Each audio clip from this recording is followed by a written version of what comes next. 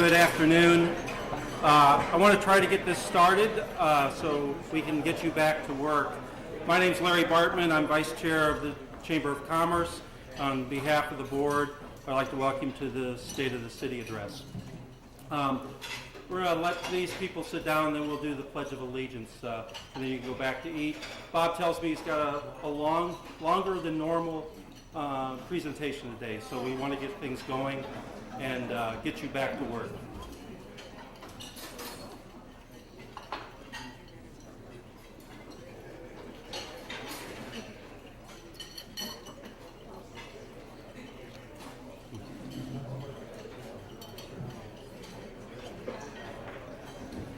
All right, will you please rise and join me in the Pledge of Allegiance?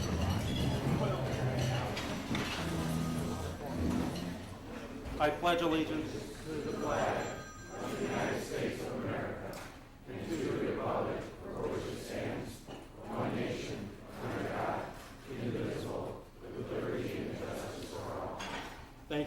Thank you very much.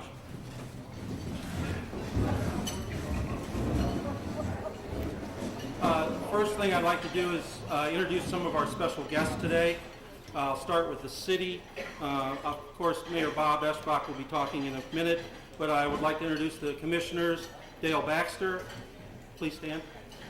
Wayne Eichelkraut and Ed Whitney. From the state side, Representative Frank Martino's here, and representing Senator Dahl is O.J. Staudner. The county officials, I think I've got them all here. I apologize if I missed one, but our county chairman, Jerry Hicks, board member Tom Gaynor, treasurer Don Lamps, our coroner Jody Bernard, and our LaSalle County auditor Jody Wilkerson. And then from the Illinois Valley Community College, we have President Jerry Corcoran, and trustee of the Illinois Community College is Mike Briscoe. What I'd like to do now is first thank Exelon for being our sponsor today and introduce the Nuclear Communications Manager, Bill Stomer.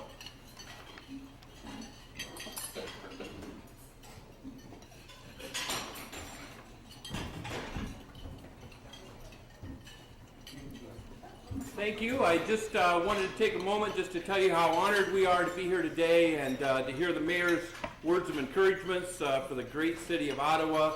And on behalf of Exelon Nuclear and the employees of LaSalle County Generating Station, thank you for giving us the opportunity to sponsor today. And we're proud to be part of this county and proud to be part of the business climate in this area. Thank you very much.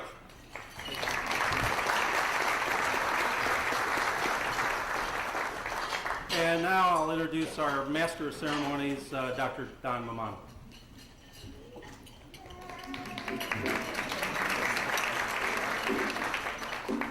Thank you. It just seems fitting, considering the times, to open up with a quote from Churchill. We've all heard this in various forms, but in his original form and in his original speech, what he said was, there are many forms of government that have been tried and will be tried in this world of sin and woe. No one pretends that democracy is perfect or all wise. Indeed, it has been said that democracy, of course, is the worst form of government, except for all the others.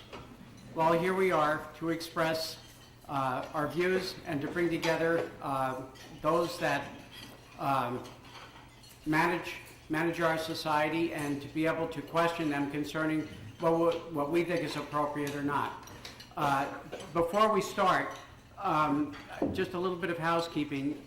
Again, the pads and the pens are on the table. If you have questions for the mayor, please write them down, and the staff from the chamber will be circulating to pick them up. Bob Eschbach has wanted to add a new wrinkle this year, and that is that he will also be taking questions directly from the audience as well. So should there be a topic that comes up and something that comes up and you don't have time to submit a question, don't be afraid to raise your hand. Without further ado, I'd like to introduce the Mayor of Ottawa, Robert Eschbach.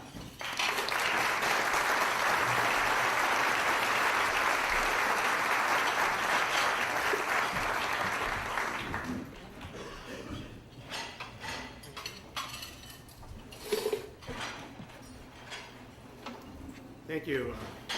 Again, it's a pleasure to be able to deliver the State of the City address, and I thank the Ottawa Area Chamber for again hosting this event, and I thank all of you for being here. Can you guys hear me? Okay.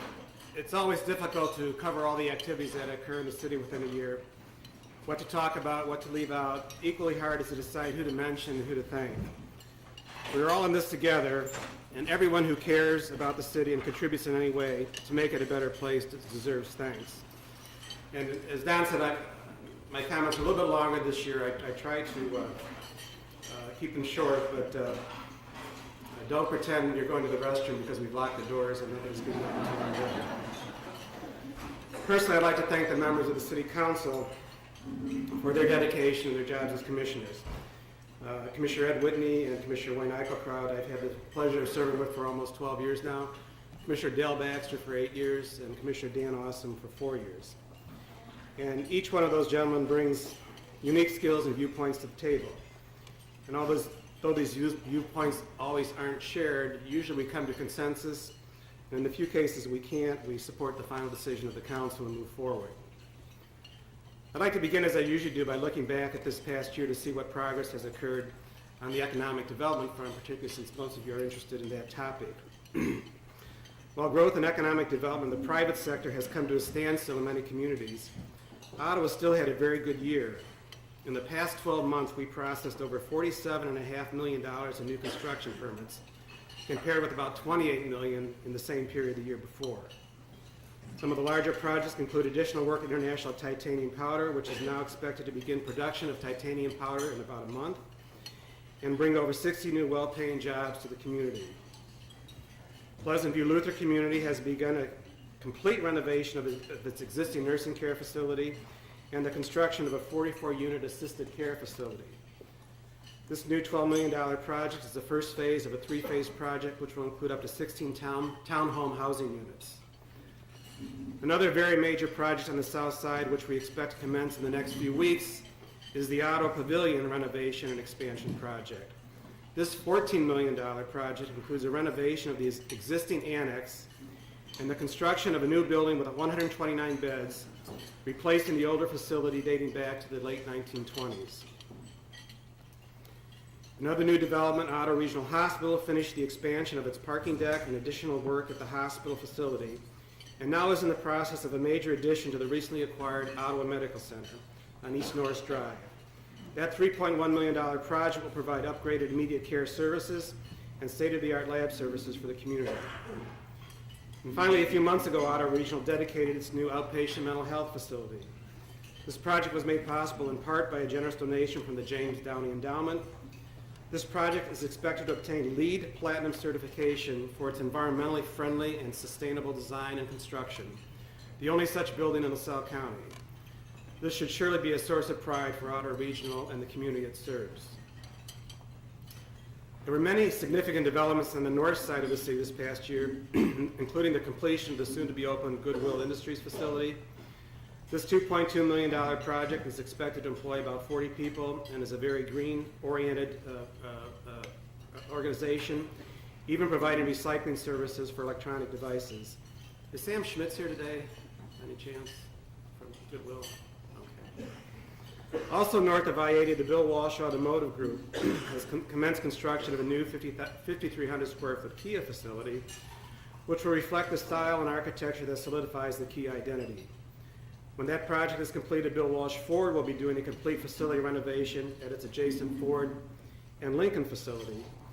And plans are also underway at the Bill Walsh Honda dealership. The footprint of the service department will remain, but everything else will be a brand new, essentially creating a totally new 17,000 square foot facility. In addition, north of I-80, we saw the new Rental Pros building on Dayton Road and the building of the new site for Cofoyd Construction.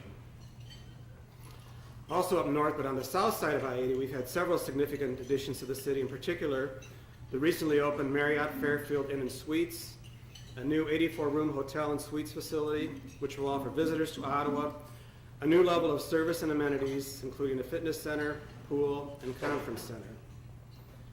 Next door, Culver's recently opened what has turned out to be a very popular restaurant operation. The Sunfield Restaurant opened this past year at the former Country Kitchen site, which had long been vacant and now is under new ownership. And across the street, the long vacant Ponderosa Steakhouse building is being redeveloped, and it appears as though it will house another soon-to-be-announced restaurant facility. Also in the same neighborhood, the LaSalle County Emergency Management Building was completed. This $1.5 million building houses county emergency management offices, communications, and emergency equipment. And it's a special joy to welcome North Central Illinois Council of Governments to Ottawa. The city works closely with NCICG, which assists us with some of our grant applications and administers many of the grants we obtain. North Central is relocating its offices and staff of 8 people from Princeton to its new home on West Marquette Street. A special welcome to Nora Fesco-Ballerine and Kevin Lindeman from North Central, who work diligently with the city on what seems to be an endless number of projects. We welcome you. While we seem to be getting significant new development at the Route 23 I-80 interchange, one of the most significant economic development challenges still facing the city remains finding a productive use for the vacant former Value City and Kmart stores. I hope the new development around them will spur some interest. We have been involved with several potential renters or purchasers of those properties, but none of those projects has come to fruition. Sometimes the problem is as basic as the owner and potential buyer not being able to agree on a sale price. We will continue to make a special effort to find uses for these facilities. I'd like to talk a little bit now about Central School. The $48 million in development I mentioned doesn't include the new Central Intermediate School being constructed on the south side. And that is a project and a story that I believe that Ottawans can be very proud of. The story began with the flooding of Central School in September of 2008. And from almost the very first day, the city partnered with the Ottawa Elementary District in helping to address various issues posed by FEMA, beginning with whether or not Central School was even in the floodplain. Then FEMA proposed a flood compensation to the school district of about $1.2 million. At that point, the city partnered with the school district in hiring the consulting firm of James Lee Witt and Associates of Washington, D.C. to help navigate the FEMA regulations, which eventually resulted in a FEMA award of $10.5 million toward the project. A joint $60,000 expenditure resulted in a great return on investment. I would like to recognize the city staff who worked so diligently on the floodplain and FEMA issues, and in particular Dave Noble, Reed Wilson, and Mike Sutphin. Without them, I don't believe we would be in the position we are today. This whole effort involved many partnerships and many groups working together, including not only the school board and administrators and the city council, but Senator Durbin's office, Representative Frank Martino, Senator Gary Dahl, Congresswoman Debbie Halverson, the incredible campaign team that helped pass a referendum that provided the framework for all of this to happen. Particularly to be congratulated are the people of Ottawa, who despite the naysayers placed their children first and trusted their elected officials to do their best. And indeed, with the determined effort of Representative Martino, the state of Illinois came through with $15.5 million from the Capital Development Fund. The result will be a brand new state-of-the-art school, high and dry, at almost no cost to local taxpayers. Congratulations to you all. This really is an incredible example of we the people working together to make government work. I'm going to talk a little bit now about city infrastructure projects, but I think it's important to understand how our aggressive approach to soliciting grants makes much of our infrastructure development possible. The city leverages its own funds to the best effect by aggressively soliciting grant monies, whether they require a local match or not. This past year, the city was able to take significant advantage of the federal stimulus programs designed to put people back to work. Under the American Relief and Recovery Act, for example, the city received $570,000 for street resurfacing. Ottawa also received $7.35 million in 0% loans for the continued rebuild of our wastewater treatment plant. Of that amount, about $1.8 million was forgiven, in essence being an outright grant. And because the remaining stimulus loan is interest-free, the city will save over $1.5 million in bond payments over the next 20 years. Interestingly, this project was delayed because of the slow response we were getting from from the IEPA in approving our original request for 3% loan money. However, good things sometimes come to those who wait or are forced to wait in this case, and we ended up with a much better result at a total savings to local taxpayers of about $3.3 million.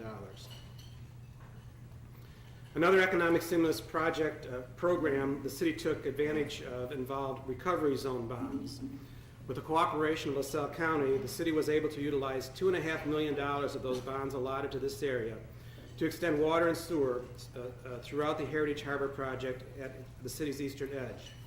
This will allow full development of the project and also provide water and sewer to the Ottawa Industrial Park for future development. Under the program, 45% of the interest on the bonds is repaid to the city. Heritage Harbor Ottawa and the city agreed to split the cost of the bond payments, with Heritage Harbor conveying the entire Jordan block to the city in compensations for the city's involvement. Incidentally, most all of the contractors and subcontractors for these major projects were local, and I truly believe that Ottawa provides an example of where stimulus funding has worked. Aside from the economic stimulus program, we continue to make use of our other grant programs, including a $350,000 US EPA Brownfield Assessment Grant. These are funds that have already been allotted to the city that we are able to use for projects to identify and clean up environmentally contaminated areas and put them back into production. These brownfield funds have been used for projects at the IVCC Ottawa Center, the Jordan Block, Lincoln Place parking lot, and the Richard Gall property, which will become a neighborhood park. We expect to do more work in the West Marquette Street corridor and the advanced asphalt property, and we're in the process of applying for a cleanup grant right now for the former Jimmy John's property. Another grant-funded project you may have noticed is all the sidewalk work that was completed around local schools this past summer. That was a direct result of the Safe Routes to Schools grant, a 100% grant worth $440,000, which allowed the city to install about 4,600 lineal feet of new sidewalks and about 20 new sidewalk ramps near all of our elementary schools. 2 IDOT grants we received included a $250,000 for the East Dayton Road widening project, which was necessitated by the development of Clover Technologies and the new Coles Distribution Center. The other is a $338,000 IDOT Transportation Enhancement Grant to plant trees along the entryways and gateways to the city. That project is being engineered right now, and we hope to plant trees next spring. The city also received $75,000 from the Illinois Clean Energy Community Foundation in connection with the LEEDS elements for the IVCC satellite campus. And we received $56,000 grant to hire People's Economic Development Corporation to work with downtown property owners, which I'll talk about a little bit later. We also just recently received a $12,000 grant to complete an East Side Historic Building Survey, which is under the direction of the city's Historic Preservation Commission. Finally, I'm happy to announce that the city just received notice yesterday of a $350,000 CDAP grant to build a new water main on Center Street from State Street east to the UAW Center. This will provide additional water pressure and fire protection for the entire section of the city and enable Ottawa Pavilion to have the fire protection it needs for its new facility. All of these grants I've talked about are either pending or approved, are either received or approved, but we also have a considerable number of grants pending. At this time, there's about a dozen such applications pending, including $2.5 million in Illinois Transportation Enhancement Grants for projects including downtown Ottawa streetscaping on the side streets, the rewatering of a portion of the I&M Canal, a pedestrian bridge over the canal near Heritage Harbor, and a bike pedestrian trail near Peck Park, which will safely link McKinley School to Adams Street. We also have pending a $600,000 US EPA grant for brownfield assessment and cleanup, over $100,000 in grants in connection with the IVCC project, and $900,000 in applications for funding from IEMA and Department of Commerce and Economic Opportunity, which I think we'll be getting shortly, to allow us to finish buying out flood-prone properties down in the Fox River Park area, the area we used to call the Flats. Perhaps the most exciting and potentially the most far-reaching project for our region is the LaSalle County Broadband Initiative, or LCBI. We've got a lot of acronyms here, but that makes it quicker. While the City of Ottawa initiated this effort, we are pleased to be part of the LCBI Coalition, which includes North Central Illinois Council of Governments, LaSalle County, and Northern Illinois University. The LCBI is a public and private partnership which involves the laying of 190 miles of fiber optic broadband infrastructure across LaSalle County. This network will provide unrestricted high-speed broadband access to the schools, libraries, cities, villages, hospitals, and emergency services across LaSalle County, along with direct connectivity not only to each other, but to IVCC, Northern Illinois University, and ultimately the world. The LCBI also has a strong private sector component, which will result in businesses and private residents having the opportunity to access high-speed broadband at competitive prices. This access will result from local internet service providers, which will be able to purchase broadband width at wholesale prices from a number of different and very competitive vendors in order to serve the needs of their businesses and residential customers. It is the hope of the LCBI Coalition that local entrepreneurs will start new internet service businesses to take advantage of this opportunity, thus creating new LaSalle County jobs. We received just a few weeks ago when the National Telecommunications and Information Administration announced the LaSalle County Broadband Initiative would be funded with $19 million worth of federal and state funds. I'd particularly like to thank North Central Illinois Council of Governments and Northern Illinois University for the invaluable partnership in writing and filing the grant applications, along with LaSalle County for its strong financial support. We also received important cash pledges from Clover Technology, International Titanium Powder, Seattle Sutton Healthy Eating, the cities of Mendota and Marseilles, the villages of Grand Ridge, Seneca High School, the LaSalle County Development Connection, the LaSalle County Farm Bureau, the Illinois Valley Contractors Association, the Illinois Valley Construction Industry Labor Management Program, and the Illinois Valley Building Trades Council, along with valuable in-kind support from the cities of Peru and Oglesby. I think these pledges show the importance of this project to local business, and they helped the LCBI to exceed the local non-federal match requirements that made its grant application more competitive. There will be a great deal more information available about this exciting project during the months to come. Let me talk just a little bit about city services. First, with respect to the fire department, our 30 employees at the fire department responded to over 2,500 medic calls last year and approximately 450 fire calls. Members of the department train both in the field as well as in the classroom to enhance their skills and capabilities, each lodging about 240 training hours annually. All firefighters are also emergency medical technicians. These EMTs are licensed by the state and maintain their training throughout a regional hospital.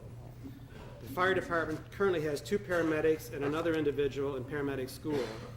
The goal of the department is to upgrade all of the EMTs to the paramedic level to further serve our community. The fire department has been proactive in training its members to respond to county and statewide emergencies as members of MABUS, that's the mutual aid system. 3 members serve on the hazardous materials response team, and 6 of our firefighters serve on the technical resource rescue team. The fire department participation in fire prevention and education activities in the community includes visits to schools and clubs. The fire department public education programs extend beyond school-age children and reach out to all members of the community. Fire and fall prevention programs for the elderly are offered at local assisted living facilities. Local businesses have capitalized on fire extinguisher and evacuation drill training. The Ottawa Fire Department makes regular appearances at local safety fairs and community events like Scarecrow Fest, making contact with hundreds of children at each event. The department is one of the few departments in the area to offer an Office of State Fire Marshal Junior Fire Setters program.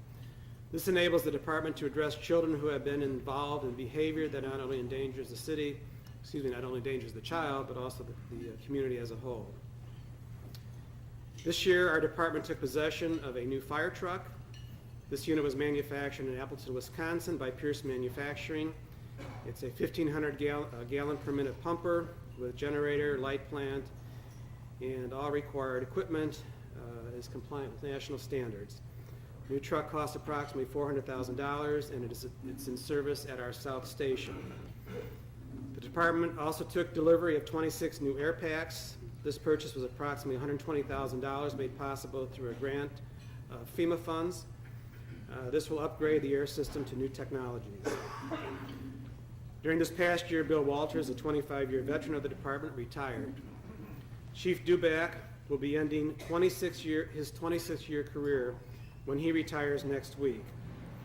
Jim's dedication to the job and sharp wit will be long remembered, and we thank him for his years of dedicated service and wish him the best. And Jim, would you stand, please?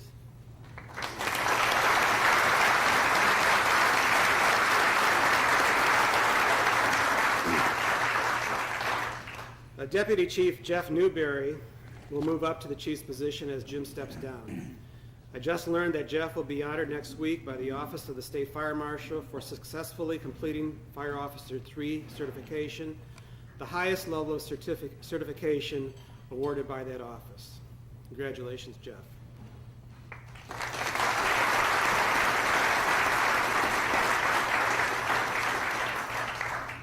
Although little has changed during the past year in the general composition of the Ottawa Police Department, it has continued to adopt newer technologies, practices, and tactics, all of which are intended to create a more professional, progressive, and forward-thinking police department.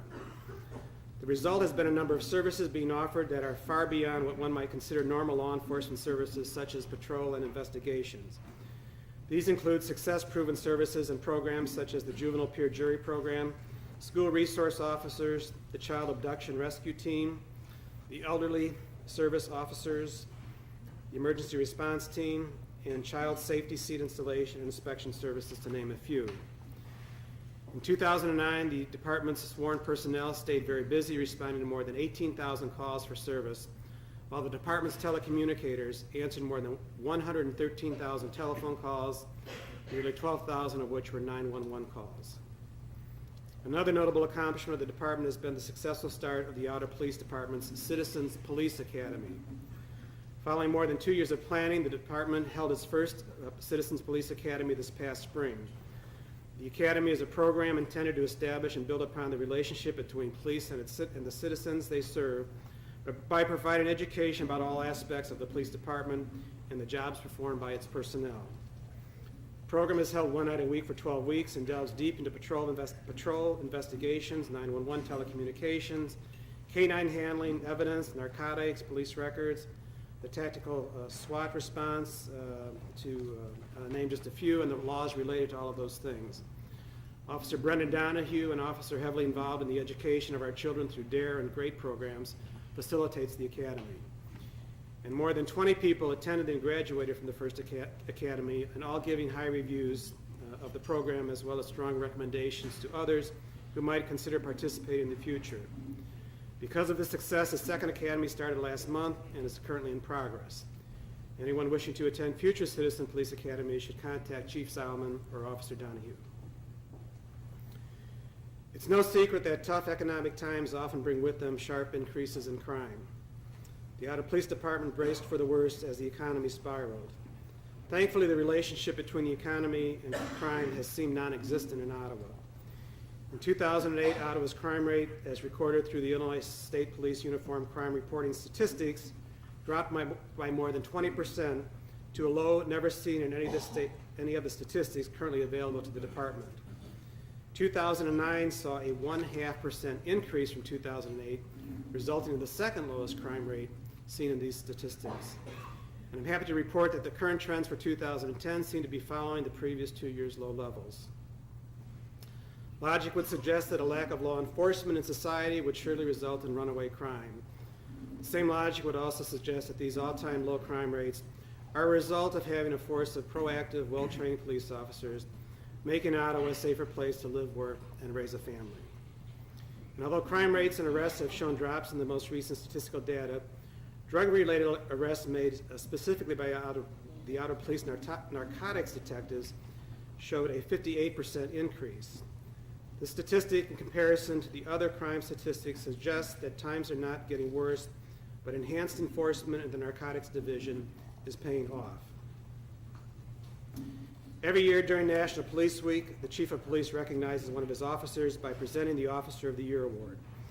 This officer is selected by his supervisors and peers alike as having an outstanding work ethic and dedicated to the preservation of the well-being and safety of the City of Ottawa and its citizens. This year, that award went to Narcotics Officer Mark Hoster. In 2009, the Ottawa Police Department joined the ranks of many pharmacies, hospitals, and police departments across the nation by becoming a prescription pill and drug drop-off location as part of the program commonly known as P2D2. The Ottawa Police Department was the first to establish a P2D2 drop box in LaSalle County. The mission of the program is to provide communities with a proper method of pharmaceutical disposal that effectively reduces adverse risks to the environment. To date, the department has collected over 800 pounds of prescription medications, both controlled and non-controlled. This is 800 pounds of medications that were kept out of landfills, waterways, or drinking water through improper disposal.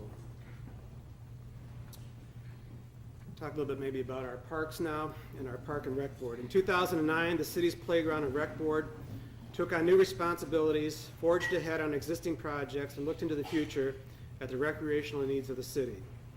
For the first time, the Ottawa Rec Board took on the responsibility of overseeing Reardon Pool.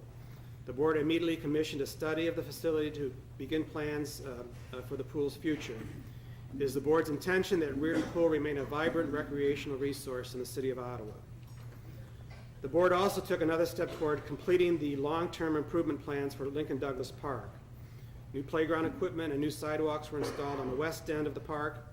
Utica Drive was closed in a family-friendly area with a shelter, walkway, and attractive landscaping were installed at the east end of the park between Massanelli and the American Little League Diamonds.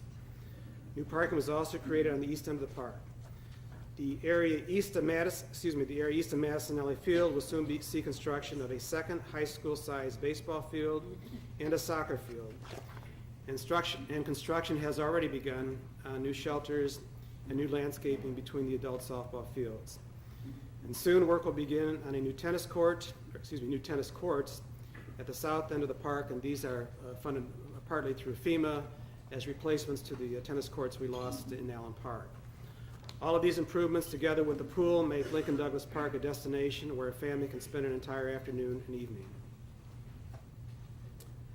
And I might also add that this past year, I don't think we have any slides, but we've made some substantial improvements to Turnberry Park on the north side. The Playground and Rec Board also oversaw a typically active program of quality recreation offerings.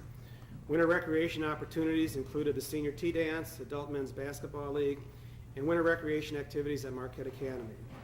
This last summer, over 42 programs were available to children and adults. Over the last year, more than 3,500 children and adults, more than ever before, participated in the popular and affordable Rec Board programs, including Ottawa's unique park programs. Recreation summer and fall softball gave 1,800 men and women players the opportunity to compete in this largest recreational softball league in the area. These programs make Ottawa unique among cities in the Illinois Valley. The Playground and Rec Board is looking to create recreational opportunities for underserved areas and populations. They are planning bicycle trails and routes around and within the city, and are moving ahead to develop a new park on the northwest side of the city. The Playground and Rec Board intends to ensure that quality recreational facilities and programs remain a strong part of our community. The city remains committed to maintaining and improving its infrastructure. Much of this infrastructure, particularly in the water and wastewater area, is often underground and not seen by the general public. This year, however, major above-ground projects advance in both these areas, so we've got pictures. The city's wastewater treatment plant project continued this year. The total project cost of $9.2 million, including engineering, is funded largely through the stimulus funding, which I talked about before. The project includes a new sludge dewatering and handling facility, expansion of the grit removal system, a new final settling tank, and increased pumping effluent pumping system. Also, the project provides for improvements to the excess flow storage and treatment ponds and modifications of the pumping system to allow the use of treated wastewater for non-potable purposes. We are also replacing a 55-year-old electrical, aeration, and flow control system that was well past its useful life and without replacement parts available. A new control building will provide improved lab facilities and add a central remote control system for the plant and all of our remote sewage pumping stations. Also included is a new electric generator for power backup in the event of emergencies. A second major project completed this year was the rebuilding of the city lift station near the YMCA. This station was raised out of the floodplain and has an all-new electrical system with a wireless link to the treatment plant. The sewage pumping station is the second most critical station, handling all wastewater from north of I-80, from the Etna Road, and from the Champlain Street areas. The total cost of that project was $670,000, funded by the wastewater department budget. 3 new pumps replaced all of the old pumps, 2 of which had long ago failed. 1 pump is coupled with a natural gas engine for operational continuity in the case of power failure. And the new flood protection wall around this building should eliminate the type of flooding that occurred in 2009 when all of the pumps, motors, and electrical systems were underwater. Water department projects this past year included the rehab of a well house on north of Lincoln Douglas Park. Built in 1973, it needed new tuck pointing, windows, doors, and roofing. And in April, the north standpipe was drained, cleaned, and painted inside and out for the first time in well over 20 years. The city partnered with Heritage Harbor to extend a water main to the east end of their property, which I talked about before, and provides connectivity to the Ottawa Industrial Park. And the Chapel Street water main replacement is about 50% complete at this time. This large diameter water main replaces an 80-plus year old main and will increase water capacity for development to the east. Lead water service lines are being replaced with copper to increase flow and help eliminate leaks. Construction on the west side elevated water storage tank will start in November with the underground piping and foundation. Steel construction will begin in the spring. This 1.5 million gallon tower will increase the above ground storage for the city and improve fire flows for the west side of Ottawa. The water department personnel have been busy this year along with normal duties. Employees assisted in the street project in the 800 block of LaSalle Street, tree plantings, and installation of watering hydrants for the girls softball diamond in Peck Park. Future projects we're looking at include painting of the south side standpipe on State Street and rehabilitation of the north booster pump station located on Meadow Lane. The city had a very aggressive street improvement program this summer. Included was the complete reconstruction of West McKinley Road from Adams to Peck. A total of 2,000 feet, or about 4 blocks, of an open ditch road was replaced with storm sewers, new curbs, paving, and sidewalks. In addition, almost 60 blocks of city streets were resurfaced, and brick restoration work was done on 2 blocks, all totaling over 29,000 feet, or about 5.5 miles of roadway. For the past 2 years, the city has been working with Homeland Security's Insurance Service Office to be accepted into the community rating system for floodplain management. It is now official. The City of Ottawa has been formally accepted into the CRS, and our rating is a Class 5. Only 4 other communities in the state have reached this highest of classifications, or this high of a classification, and Ottawa has the highest accumulation of points of any city in the state of Illinois. Dave Noble and Mike Sutphen are both now certified floodplain managers and administer our floodplain ordinance as required to allow citizens to qualify for flood insurance. In a nutshell, all of this translates to a 25% premium discount to every citizen of Ottawa that has flood insurance. As we continue our efforts to better manage our floodplain, we hope to expand on this success and gain further discounts of up to 45% for our citizens.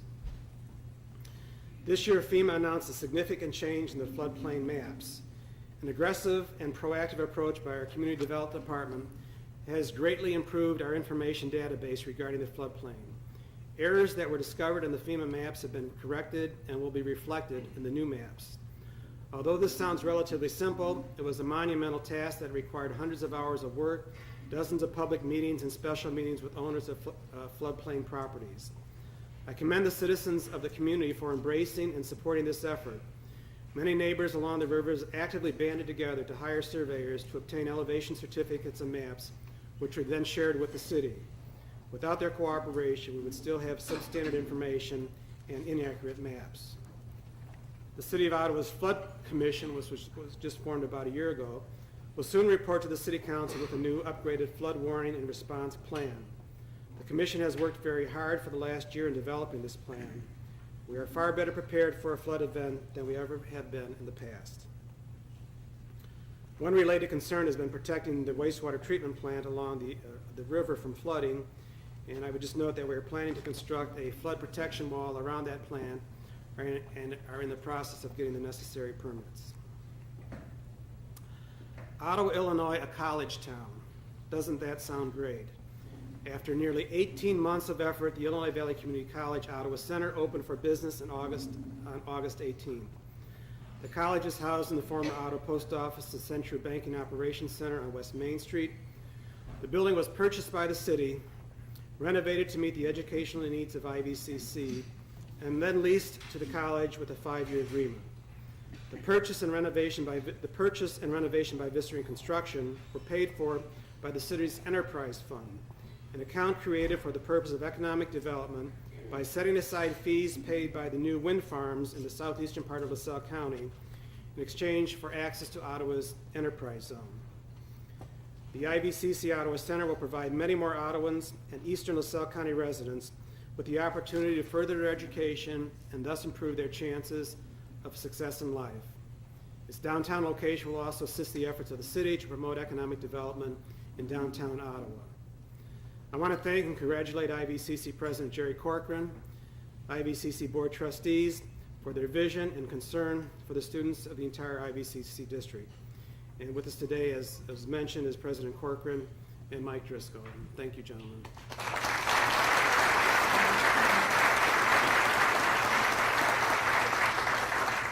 By the way, Mike is a local trustee. He's from Ottawa, and I think he's running for re-election, so don't forget that name. And Jerry just advised me that the first CNA class at the new facility is about to receive their certification, so that's good news. I'd also like to thank the Ottawa City Council for supporting this project during tough economic times and helping to launch what will be a partnership with IVCC that will grow in value to the City of Ottawa and its citizens as each year passes by. Just a quick example of the potential of the IVC Ottawa Center. The City of Ottawa was proud to host last spring President John Peters of Northern Illinois University. While visiting Ottawa, President Peters announced a new IVCC-NIU partnership which will provide IVCC nursing students with the opportunity to earn bachelor degrees in nursing from NIU through IVCC using many of the courses that are offered here at Ottawa Center. We hope this new NIU presence at IVCC and in Ottawa will only grow over the years. Incidentally, the IVCC Center reconstruction was overseen by our in-staff building official, Mike Sutphin, who became the eyes and ears of the city, making sure that costs were kept down while the quality was still put into the project. The designs of the parking lot, landscape, and coordination with adjacent building owners involved almost all of the community development staff. Bill Betcher became the city's site superintendent, coordinating the contractors and city workers to get the job done on time and saving the city money. The heart and soul of every city is its downtown. A city with an unattractive and declining downtown area will find it more difficult to attract new investment, new growth, and new jobs. On the other hand, a city with a good-looking and vigorous downtown provides visitors and potential investors with a positive perspective of the city and makes them confident about the future of the city. With this in mind, during the past year, the City of Ottawa has made improving its downtown a priority. I believe this effort is beginning to pay off, and I'd like to highlight some of these efforts. Early last year, the City Council reviewed and approved the recommendation made by Roger Brooks of Destination Development. It was a 2008 recommendation to make gardening and the botanical arts the official brand for downtown Ottawa. The purpose of the brand is to encourage, over time, the economic development of the downtown by attracting more businesses and shoppers. An early step in this process is working to make the downtown more attractive to shoppers and visitors by beautifying it with plant beds, flowers, and trees.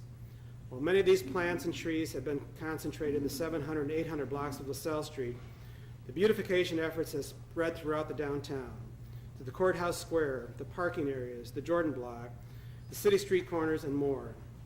Many of the downtown businesses, encouraged by the work of President Dwayne Cronkite and the newly energized Ottawa Downtown Business Association, have added very attractive planners to their storefronts and organized events throughout the downtown.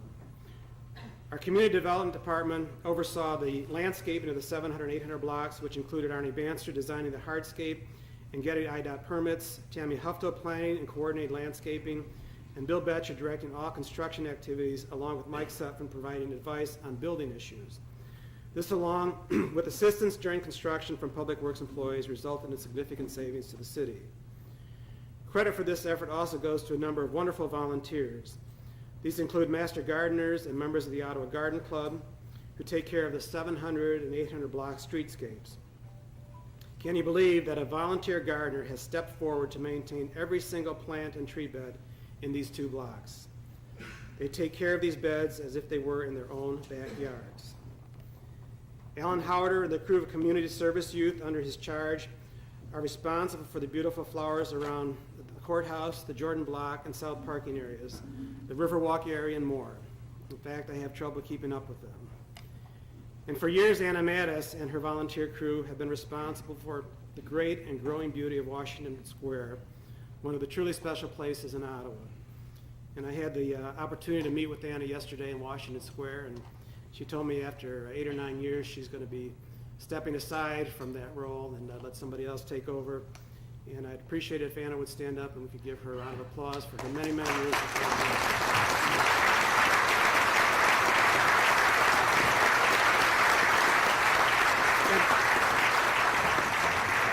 Would all the Guardian volunteers stand? There's at least a table of you. Would you stand, please?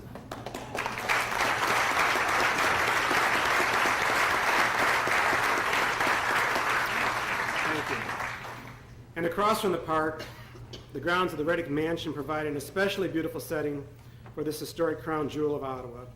The beauty is largely due to the skill and hard work of Twyla Yednock. Thank you, Twyla. Finally, the tragic loss by fire of one of Ottawa's prominent downtown historic buildings was greatly eased by the development by Mike Godfrey of the Broomfield Gardens on the site of the destroyed Green Mill Restaurant. Thanks to Mike and his family for their commitment to making downtown Ottawa a beautiful place to visit. And you know what? It seems to be working. I have received more compliments this year about the appearance of the downtown area than anything else during my almost 12 years as mayor. And many of the downtown merchants have told me that visitors and pedestrian traffic also seem to have increased. Good news in light of these overall difficult times. Our efforts will continue next year with the streetscaping of the 600 block already being planned. We will also be announcing a number of special downtown events for next year, which we believe will attract even more visitors and shoppers. Downtown Ottawa also has a wealth of wonderful historic architecture. We believe this asset, when coupled with the beautiful plants, trees, and flowers, will produce the kind of ambiance attractive to many potential downtown visitors. Given this belief, another major downtown improvement effort was the launching of an aggressive historic restoration effort through partnership with the People's Economic Development Corporation, or PEDC. This is a relatively young business headquartered in Springfield, which focuses on using historic restoration as an important economic development tool. In addition to providing a number of direct restoration services to property owners, PEDC is in the process of developing the extensive application needed to win designation by the U.S. Department of Interior of downtown Ottawa as a historic commercial district.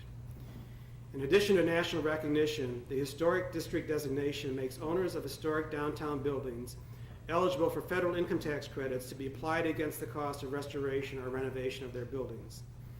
The PEDC consultants believe Ottawa has a very strong chance of winning this valuable designation.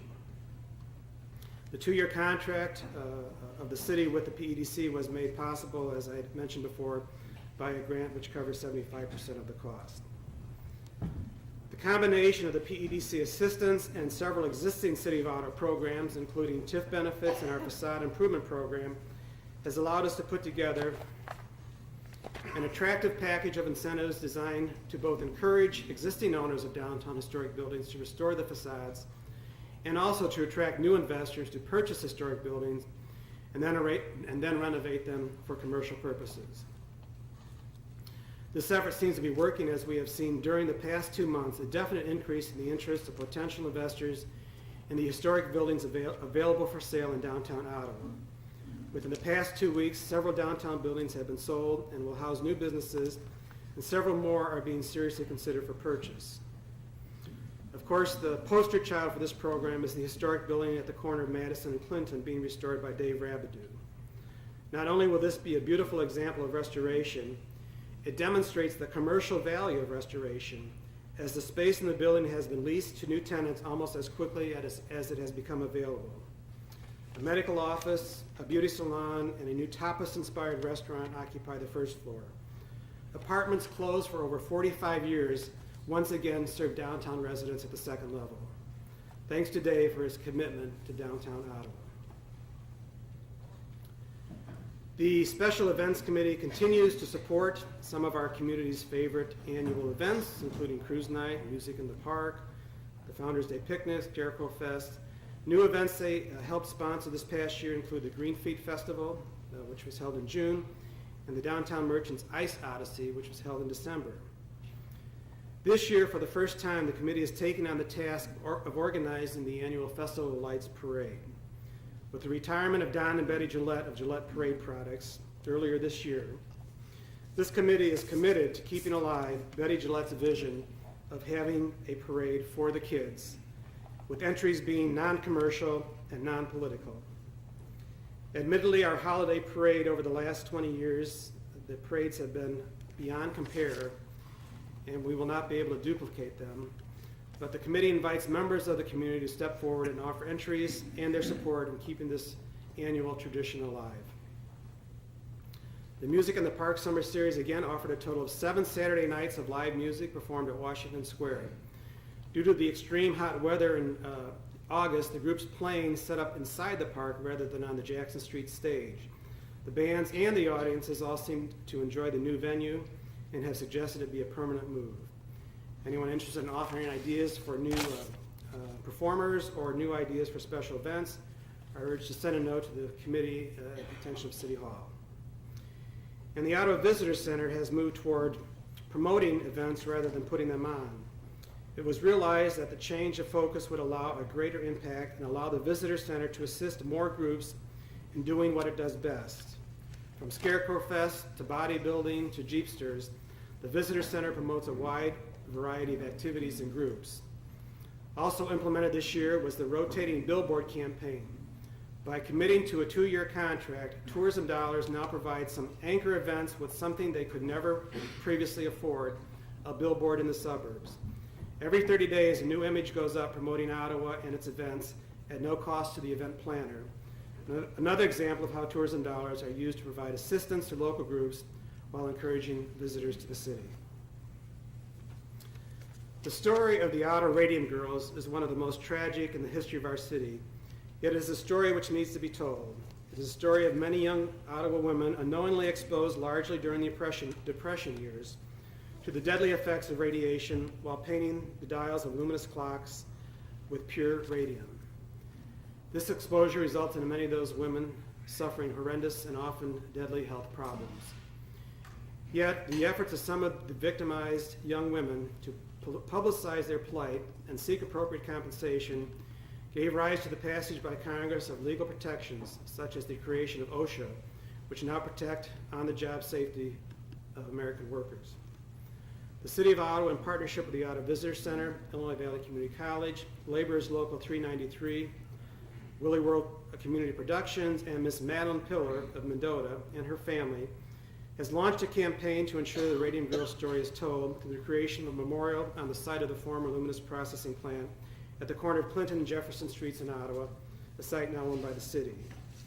The site will be beautifully landscaped and will feature a life-size original bronze statue of one of the Radium Girls, along with the appropriate interpretation telling their story. To accomplish this goal, the city and its partners are working to raise $40,000 in private sector contributions, and contributions may be payable to the City of Ottawa. 2 major fundraising events have been scheduled. The first is a fish fry to be sponsored on Friday, October 29th at the Ottawa KC Hall by David Race and the Laborers Local 393 of Marseilles. Thanks to David for helping to pull this together and pull together the strong support of organized labor for this campaign. The second event will be 3 performances on December 3rd, 4th, and 5th at Ottawa Township High School Auditorium of These Shining Lives, a theatrical production which tells the moving story of the lives of 4 radium dial workers from Ottawa. This production, including the set and performers, is coming to Ottawa straight from the Rivendell Theater in Chicago, where its performances last year received strong reviews from the Chicago media. Tickets are available at the Ottawa Visitor Center. And if you have a place to display a theatrical poster advertising these shiny lights, please pick one up on your way out. There's some on the back table. One other art-related project pending involves the weathered steel sculptures in Allen Park. These sculptures were fashioned pieces of the old Hilliard Bridge by the late local artist Mary Fanning. The sculptures were intended to represent a man and a woman lounging on the hillside side by side. Over the years, one of the sculptures was relocated and the couples became estranged. In any case, a group of citizens has banded together with the goal of restoring and relocating the sculptures to their near original positions. Peg Breslin has agreed to head a steering committee to accomplish this task. After the sculptures are repainted and repositioned, the goal is to provide appropriate interpretation, documenting their meaning and significance, and commemorating the legacy of Mary Fanning. I usually talk about finance at the beginning. I kind of saved it to the end here. The city's total budget this year was about $50 million, but the general corporate budget, which basically is the fund that runs the city with the exception of the water and wastewater departments, was $15 million. Almost 1/3 of that revenue comes in sales taxes, and as of today, we appear to be on target with our sales tax projections as well as our other revenue sources. Last year at this time, I told you how the city council had asked city employees to agree to a pay freeze. I was right the first time. We asked them to agree to a pay freeze. Well, that did not happen. The city was in negotiation with all 3 unions, including 2 that have binding arbitration. However, the end result of raises in the 2 to 3% range were generally reasonable as collective bargaining agreements go. Wages were frozen for city-appointed staff for 1 year and adjusted the second year at rates comparable to union employees, at the increases that union employees received. The city has realized some significant cost savings recently. We project that we may save about $100,000 on electricity next year through an agreement to purchase power with First Energy. The city also took advantage of a Smart Energy Design Assistance Center grant, or actually it was a service from the University of Illinois, where representatives came in and inspected 3 of our buildings, City Hall, the Police and Fire Station, and Reddick Mansion. And when their energy conservation recommendations are received in the near future, we will aggressively seek grants to implement them. Another cost-saving measure, the council also has not reappointed a deputy fire chief following the upcoming retirement of Chief Dubach. Similarly, we continue to operate the Public Works Department with 1 less administrative position than in the past. 2 economic challenges we continue to be concerned about are funding our employee pension plans and health care costs. To date, the city has been able to fund the various pensions at the amounts recommended by actuarial calculations. And with respect to health care costs, this year the city was very lucky. Second only to salaries, health care for our employees and retirees is the most costly city expenditure. The city has administered a self-insured health plan for many years. Due to continued high claims for several years, the cost to provide this benefit has increased drastically. In September of 2009, the city contracted with Blue Cross Blue Shield of Illinois to administer our health plan and process claims. This allows access to Blue Cross Blue Shield's PPO plan, and even though Blue Cross Blue Shield, it will cost more to process claims, the city will, by taking advantage of the PPO discounts, we come out way ahead. And it now appears as though what 2 years ago resulted in about $2.4 million in claims, this year will be $1.9 million, a savings of almost $500,000. In 2009, the city also took a major step in offering Medicare Advantage programs for our Medicare-eligible retirees. The retirees ended up with identical coverage at no personal cost to them. Moving a large number of our retirees from our pool, together with the decreased claim costs, appealed to several stop-loss carriers, as for the first time in several years there was more than 1 carrier that was vying for our business. While the numbers are not quite finalized, it is anticipated that the employees and the city will see a decrease of about 8% in their monthly premiums. So that's pretty exciting, pretty rare. By far, however, our greatest financial concern is the combined sewer overflow problem that the city faces. And that's We call that CSO, combined sewer overflow. About 1/3 of the city has stormwater and sanitary wastewater flowing in the same pipes. This was state-of-the-art over 100 years ago when they were built. Most of the time, this combined system works just fine. The sanitary system, the sanitary pipes, and the wastewater treatment plant are able to handle the capacity. However, during heavy rainfalls, the pipes and pumps to the plant can't keep up, and excess combined flow overflows into the rivers. These are combined sewer overflows. The US EPA has mandated that combined sewer overflows to the rivers be severely cut back to help protect the quality of the waters. We're about to finish a long-term control plan, which we've been working on for a couple years, which is a study that tells EPA what we're going to do to fix the problem. Once this plan is submitted and approved by IEPA, we'll have no choice but to follow the plan and build the required improvements on a time schedule also approved by EPA. The enforceable plan is expected to require the city to spend somewhere between $15 and $26 million over the next 10 to 15 years. We are studying and trying to find the least expensive and most effective way to do this. This is what some would call an unfunded mandate, and the City of Ottawa will have to absorb the cost. We'll have no choice but to create new fees or taxes to pay the mandated costs. The council is considering a surcharge right now to city sewer bills, maybe in the area of $4 per month. This isn't minor, but even with the surcharge, city sewer rates will still be among the lowest in the county, actually in the area. Tonight at 7 o'clock in City Hall, a public hearing where the plan with all the options will be presented, and public input is welcome, and I ask anyone who is interested to attend that meeting. Well, I'm about to conclude, and here I am talking about increases in fees, clearly not following the rules that a speech should end on a high note. However, the facts are the facts. Let me just add that even though these are tough times, I believe the city is doing well, probably better than most. I further believe that the strong city-chamber partnership has played a role in our success. I also attribute much of our success to the sharp, bright, hard-working city employees that I have the pleasure of working with. And finally, so much of what we have accomplished can only have been achieved with the cooperation of an involved and energized citizenry, many of whom are sitting here in this room today. And as I said earlier, we're all in this together. Thank you.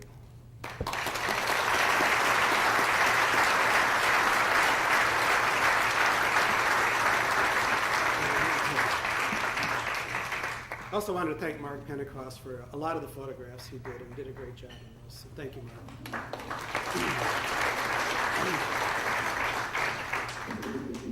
Before I get to the questions, I wish I was taller. But before I get to the questions, one thing I wanted to mention, Boyd Palmer, and I had the opportunity with Boyd and his family to see those shining lights in Chicago in the beginning of the summer. It is one of the most inspirational plays that you can ever see. When it does come to Ottawa, please see it. It will make you proud of Ottawa. It does not hold Ottawa in any kind of a bad light. It's very much worth seeing. To the questions, and please write your questions down. The staff will be circulating to pick them up. I have a few already. The first one, Bob, has to do with your speech, and it has to do with the restaurant at Dave Rabidou's building. They weren't sure, and I wasn't sure whether you said a tapas restaurant or a topless restaurant.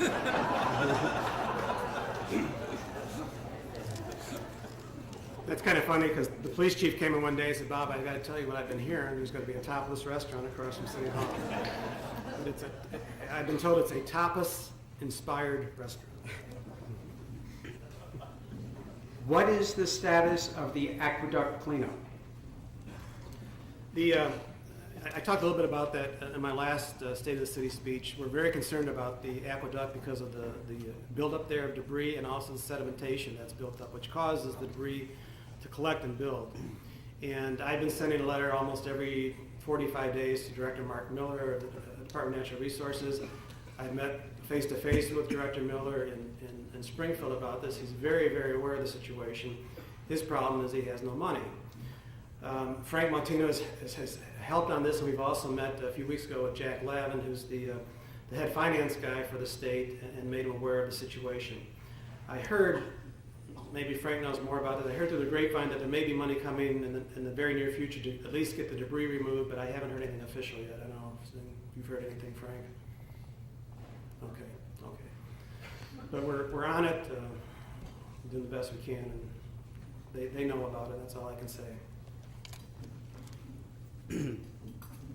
What is the outlook for the old Central School location, and where will the funds come from to develop the property?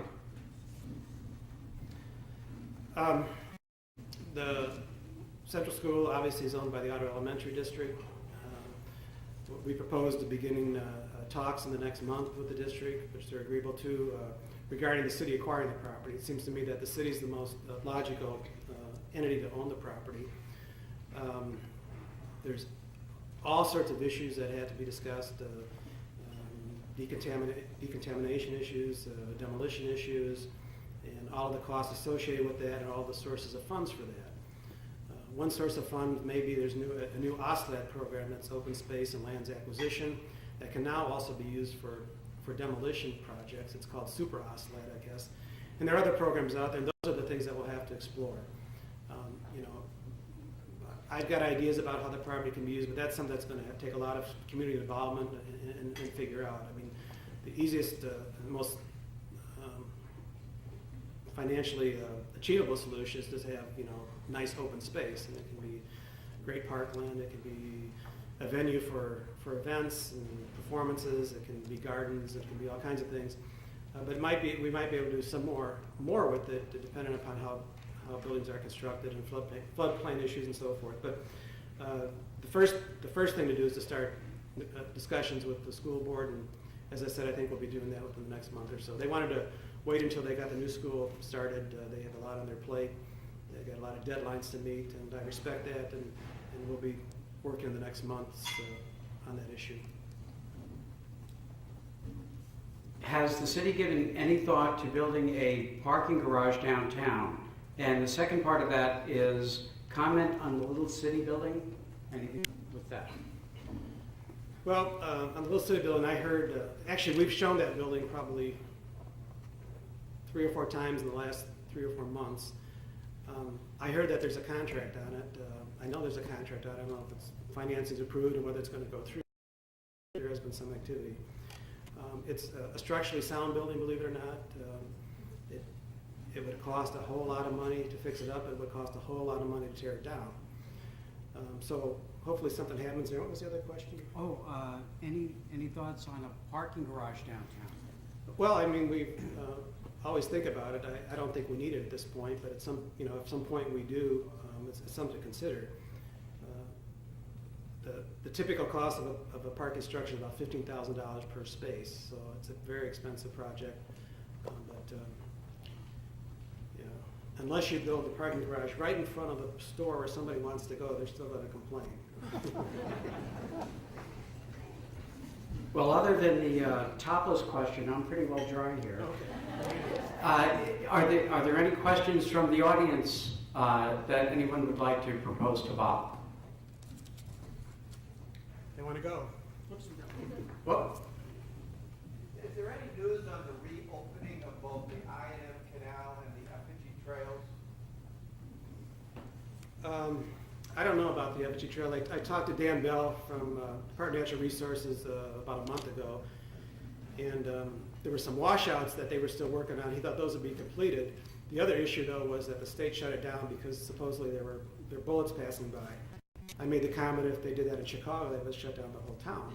But I don't know where that's at. We've talked to Frank about it. It's obviously a concern to get that open, and it's a very important amenity for us from a visitor standpoint, and it's an incredible trail. It's really a shame that that hasn't been straightened out. anything else? Well, then I'll turn it over to Larry for closing comments. Thank you very much.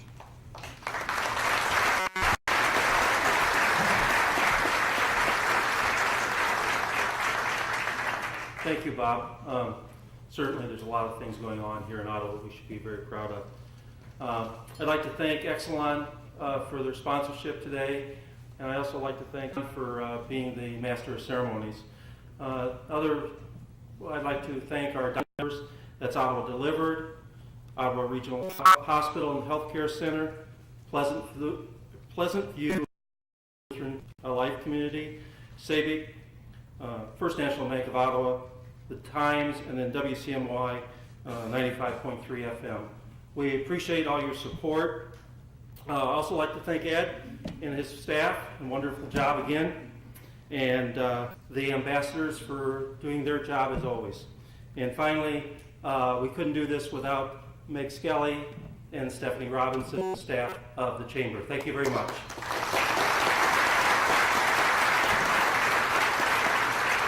And thank you for coming. We'll see you next year. Bye.